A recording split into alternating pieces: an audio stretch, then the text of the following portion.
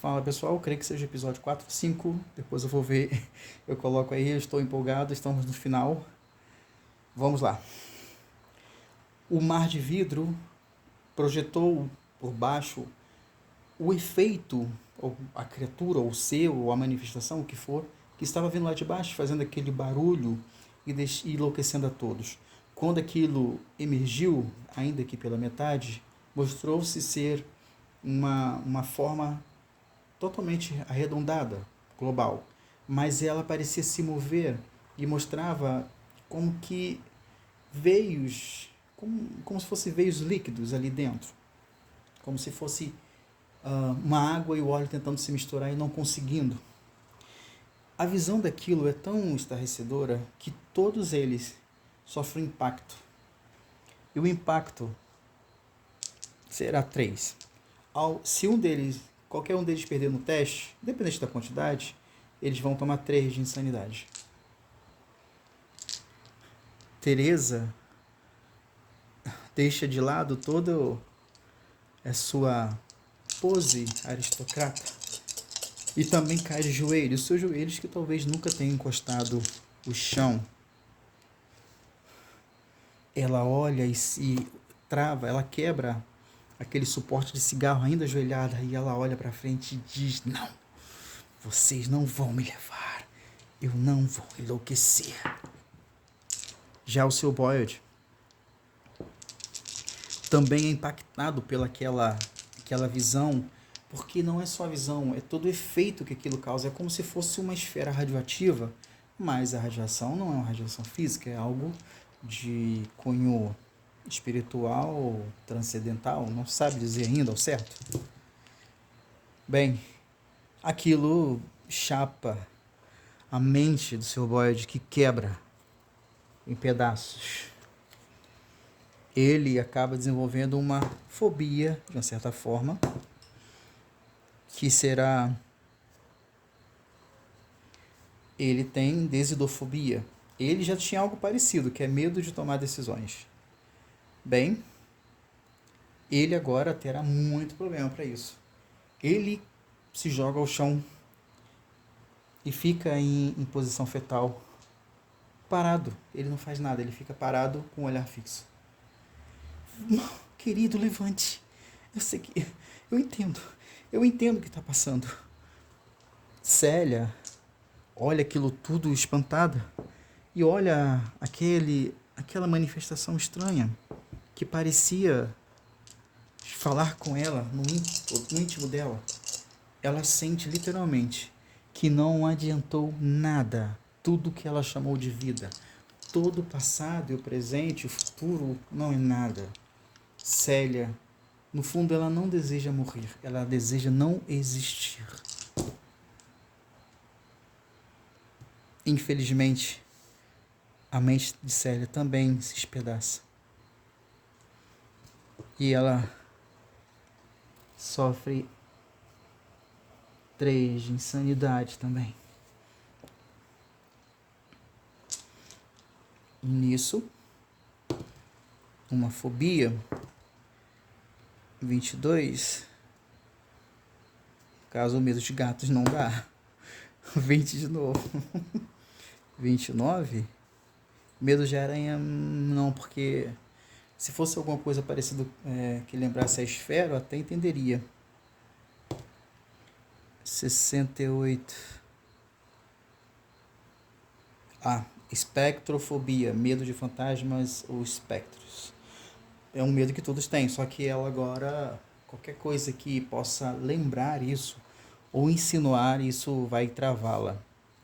Será uma coisa que ela não falará para as pessoas, mas trará com ela como uma vergonha, porque ela vai ainda continuar, se ela sobreviver, trazendo as ideias físicas, científicas, mas no fundo ela vai ter sempre um medo bem bobo. Nesse momento, nós precisamos ver agora Bennett. Bem, ele ainda tem 3, se ele perder aqui, ele já era. Vamos lá. diante daquela figura e o frio batendo em seu corpo, ele resiste, ele levanta.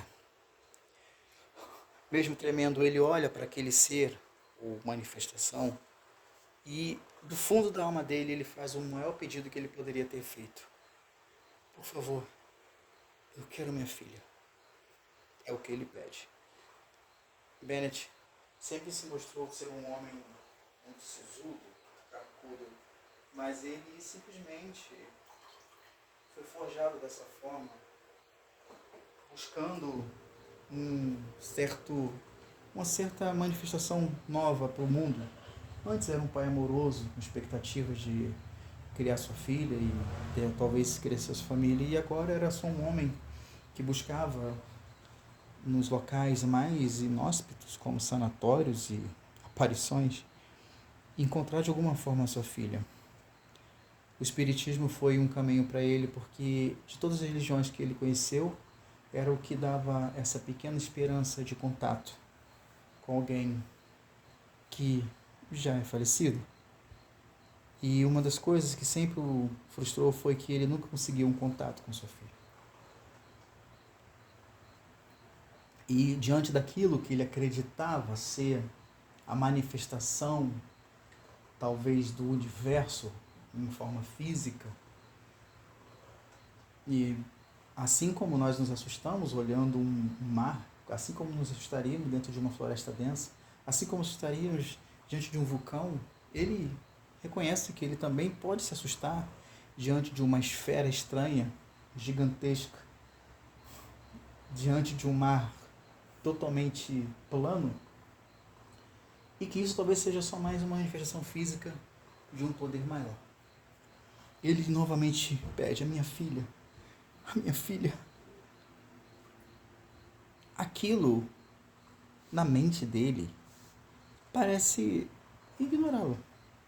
A presença daquilo parece que foi só como um choque, como um vento, como uma explosão, em que a onda de choque joga as pessoas para trás e daqui a pouco todos voltam. E aquela figura ou aquela manifestação parece retroceder, voltar para baixo.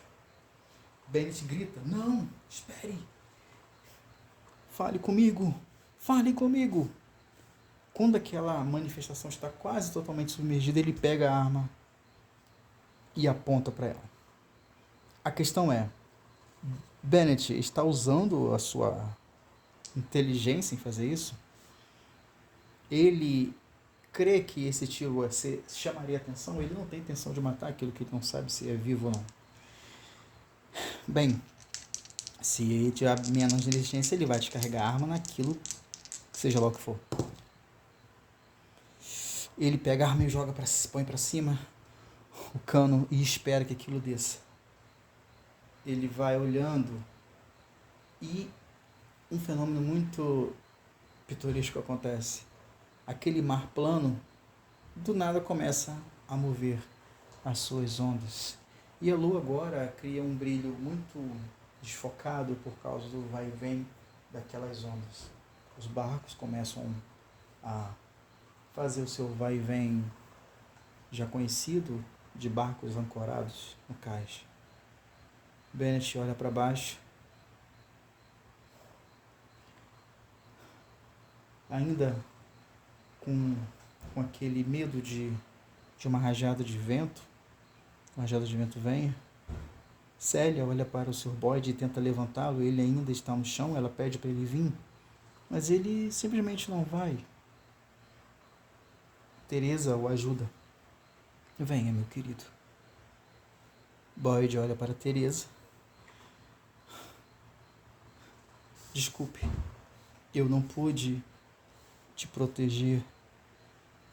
Teresa não entende muito, provavelmente ele está alucinando. Não, querido, não precisa, você foi incrível essa noite. Não esta noite. Do que você está falando? Eu não fui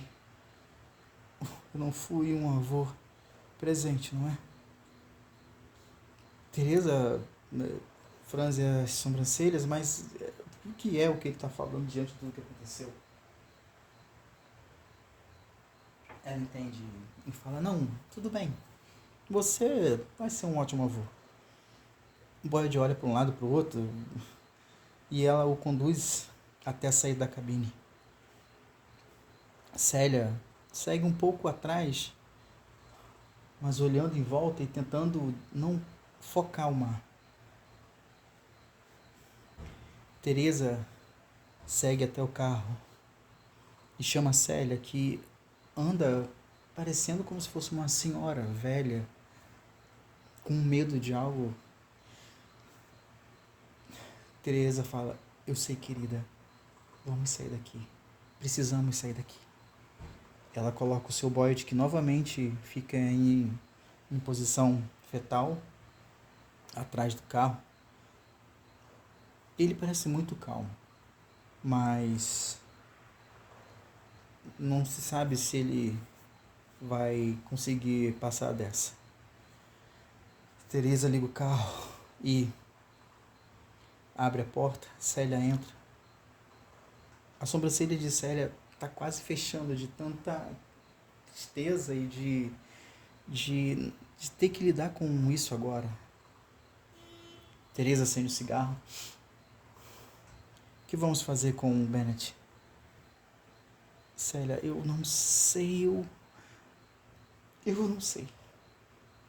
Teresa acende o farol na direção está o Bennett e fala, venha, querido, saia daí.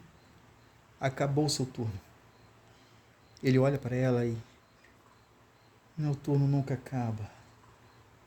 Eu não vou conseguir mais uma vez ser uma oportunidade como essa. Teresa precisa convencer o Bennett que entre no carro. Ela não pode ficar com 3 malucos lidando ali. Ela sabe que precisa levá-los para um lugar mais calmo e seguro. Ela sabe que ali tem um hotel muito bom que pode atendê-los. É um hotel 3 estrelas, não é o hotel que ela gosta de frequentar, mas pode ajudá-los. Ela estica a mão, chamando o guarda. Vamos usar o carisma dela contra o carisma dele. Nesse momento, Teresa ganha um protagonismo muito grande. Ela sai de uma patricinha selagem para uma mulher muito forte. Vamos lá. Teresa vai ser o vermelho. Bennett olha o mar, olha a Teresa, ele meio que cai em si e se recompõe, ainda com medo de algumas rajadas de vento bem leve que passa ainda. Ele pega o cap no chão, enquanto a Teresa está com a mão estendida, faz assim e abre a porta traseira do carro. Bennett entra e diz, me desculpe, eu trouxe vocês para isso. Eu não posso viver com a ideia de que eu não pude proteger minha filha e agora eu não posso proteger vocês. Querido, não há ninguém no mundo que possa nos proteger. Isso é certo. Bennett olha para o vazio do que está do outro lado do vidro e os 3 caronas entram no carro. Célia, ainda meio sem saber o que fazer, pede para deixar em casa. Teresa pergunta se estará tudo bem. Ela diz que está tudo bem, eu só quero ficar no meu canto. Teresa insiste em levá-los para o hotel onde ela quer, mas tanto o Sr. Boyd quanto o Sr. Bennett, eles querem ir para casa. Afinal, voltar para casa, nosso lar, por mais humilde que seja, é sempre um lugar mais aconchegante que a gente pode estar. Teresa deixa os 3 lá. Agradece a Deus, talvez, de não ter que cuidar mais deles, porque mal cuidava de si mesmo. Ela, estranhamente, pegou um souvenir, que foi o relógio do Sr. Bennett. E ela percebe que o relógio agora roda normalmente. Estranho. Ela para o carro de frente à sua mansão, abre as portas Entra com o carro, sai novamente, fecha. Parece que nada pode abalar a Teresa. Ela olha a lua, já quase sumindo no horizonte, já quase chegando já o dia, clareando ela. Bem, não posso negar que foi uma noite e tanto. Pena que eu não pude aproveitar essa lua. Chega um momento em que ela para e fala para si mesma: não seja tola, Teresa. O que aconteceu hoje foi um evento cataclísmico, com proporções tão gigantescas que talvez uma em 1 milhão terão uma oportunidade como essa. Teresa vai para sua cama e deita. Ela dorme o dia inteiro. Ela evita atender o telefone e os seus criados perguntam se ela precisa antecipar alguma coisa. Ela diz que não tem nenhum problema, que as pessoas que já estão responsáveis pelas suas finanças, pelas compras e reabastecimento da casa, está tudo certo. Os empregados sentem que talvez Teresa passou mais uma noite de farra e só está com uma enxaqueca.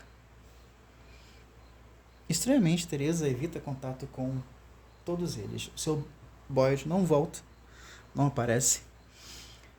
Ela não frequentou mais nenhuma casa naquela semana, nenhuma casa espírita, e ela está querendo evitar qualquer coisa que lembre aquele dia. Ela quer voltar para uma vida fútil, frugais. Fútil e não frugal, é claro. Ela só quer aproveitar porque ela sente que a vida é curta demais, até para pensar naquilo em que ela nunca terá resposta. Na noite, uma semana depois, ela já está preparada para ir para um evento. Dessa vez, um dos seus empregados dirige para ela. Ela prefere não ficar até tarde lá, que ela ainda quer aproveitar a lua que já está se acabando já. Lua cheia, e depois ela vai começar a ficar minguante. Bem, ela agora concentrada em suas estéticas e seus tratamentos de beleza, ela volta de uma rodada de champanhe com as suas amigas e alguns músicos de jazz que vieram dos Estados Unidos. Teresa achou interessante porque, apesar de ser um local totalmente sofisticado, a única coisa que parecia ser um pouco contra a cultura foi um trio de full jazz de afro-americanos tocando no meio de um monte de branco. Ela riu e achou isso uma deliciosa peripécia. É claro que ela sabe que de peripécia ela já teve o seu total. Ela chega em casa e parece ser um pouco mais amigável com as pessoas, apesar dela sempre ter sido muito amiga. Talvez na tentativa de criar um laço mais familiar com aquelas pessoas. Ela se prepara para o banho de lua dela, espera novamente os seus empregados dormirem e tal. Ela senta na esteira que ela tem específica para pregar dentro da lua, e quando dá meia-noite ela se despe e toma o seu banho. Parece que o frescor e aqueles raios fornecem para ela a energia que ela sempre precisava. Talvez ela pense, se ela fosse uma mulher mais diurna, ela sentiria uma energia até melhor pegando o sol, mas ela queria manter o tom da pele dela um pouco mais clara. Ela achava que isso a deixava mais próxima das atrizes, que na verdade só tinham a pele branca por causa da maquiagem branca, para captar melhor as imagens. Algo também herdado do teatro. Bem, ela dorme um pouco, o que ela sempre faz, para assim acordar e tomar o seu último banho e voltar a dormir, talvez acordar às 2 ou 3 da tarde. Ela sempre marca os horários e põe o seu tapa-olho, e deita e recebe aquela energia da lua, que é algo tão mais íntimo dela agora do que nunca. Ter essa sensação é maravilhoso. Quando ela estava já há umas 2 ou 3 horas ali, um pensamento vem à mente dela. Ela para pela primeira vez pensando que poderia ter morrido. E se ela morresse, ela estaria realmente morta? Ou a existência dela seria uma agonia ou desespero? Ela sabe que pessoas vivem no dia a dia já em suas pequenas parcelas de agonias e desesperos. Mas ela não quer nem dessa e nem do futuro. A luz da lua bate no rosto dela, quase que ela pode vê-la se tivesse próximo, tivesse com os olhos abertos. Mas de um certo momento, aquela luz da lua se apaga aos poucos. Teresa estranha, porque ela sabe que isso acontece, mas não tão rápido. Ela tira um pouco o seu tapa-olho para acompanhar a hora do seu relógio que ela sempre tem para que lá para as 3h30, 4 horas ela possa tomar o seu banho e deitar. E ela sente que já se passou bastante horas. E ao olhar o seu relógio, ela vê que ele permanece 3h03 da madrugada.